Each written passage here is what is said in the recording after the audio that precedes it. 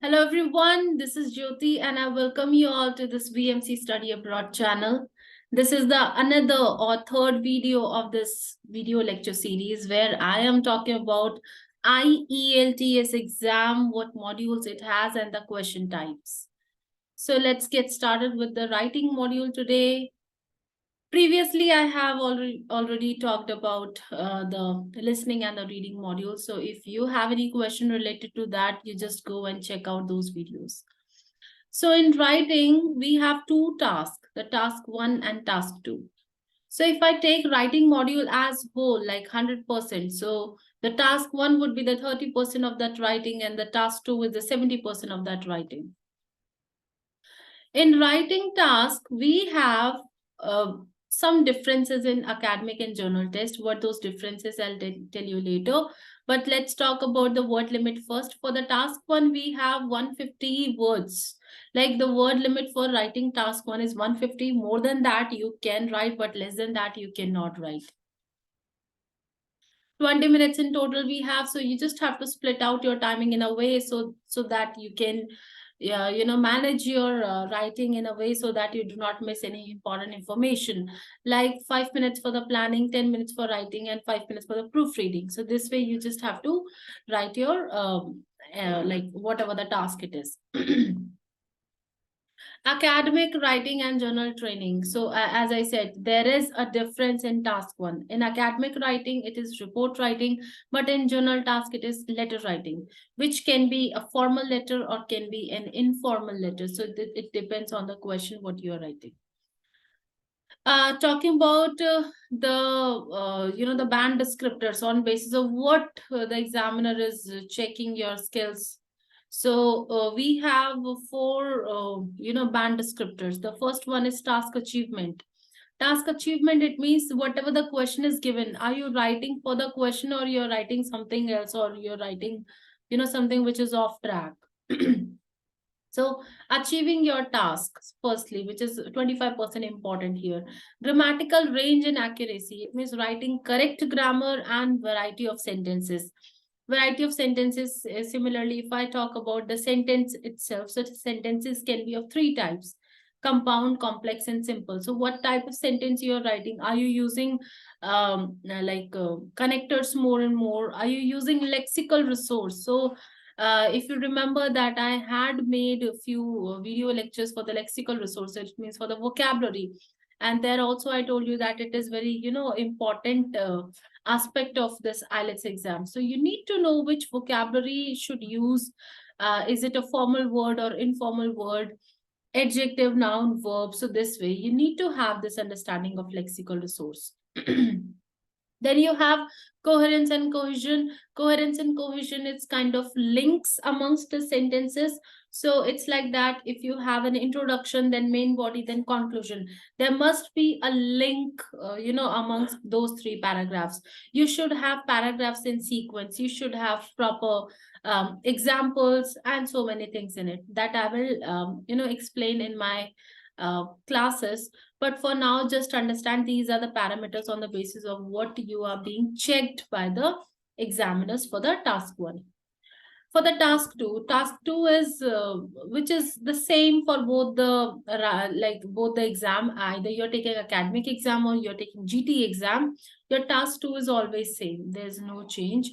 Word limit is also same for both the exams. Like you will have to write 250 words, no less than that. More than that you can write.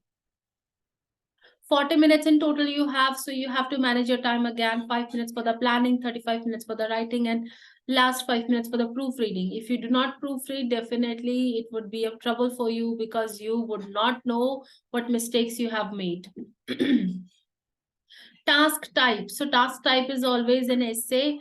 Essays can be of 3 to 4 types. I'll explain in the class, not here. It is just an overview video. So, okay. So what are the band descriptors for the task 2? Like we have in task 1, this is also about the grammatical accuracy and range. It means what type of grammatical sentences you're using.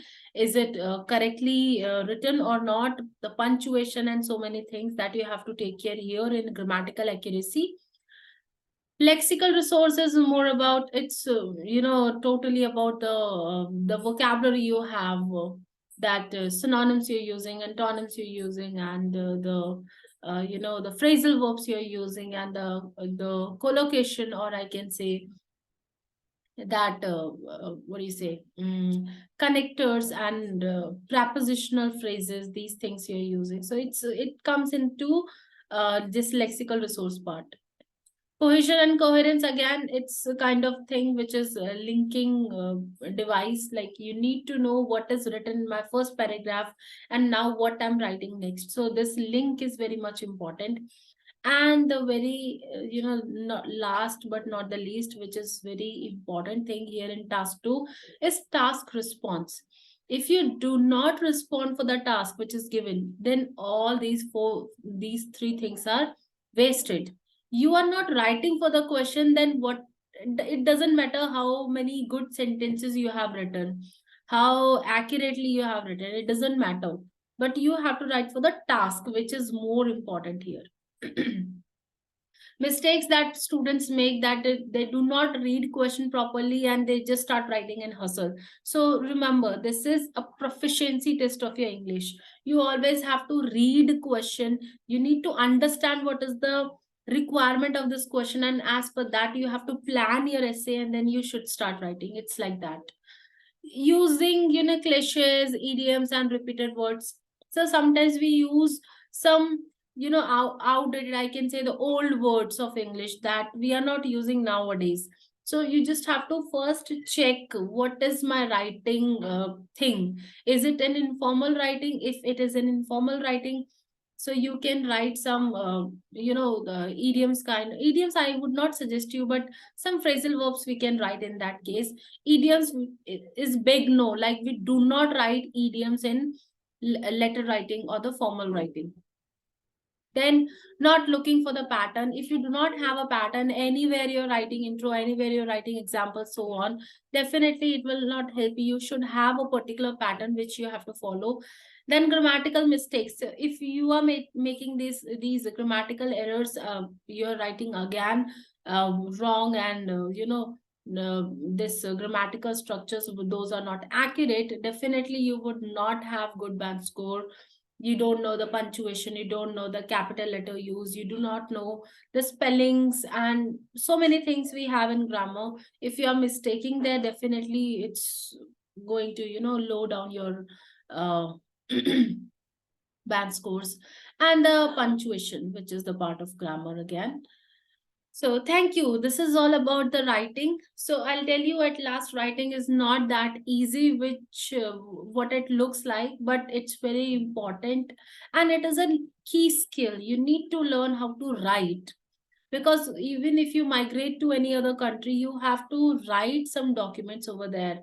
Can be essays, and for your study, like study abroad journey, you have to write SOPs for yourself. So you need to know how to write. This is a fundamental skill, I believe you should know. So that's why you need to learn it. Thank you for today, and I want you to check out my other videos also that I have made in listening and reading. Stay tuned and see you in the next class.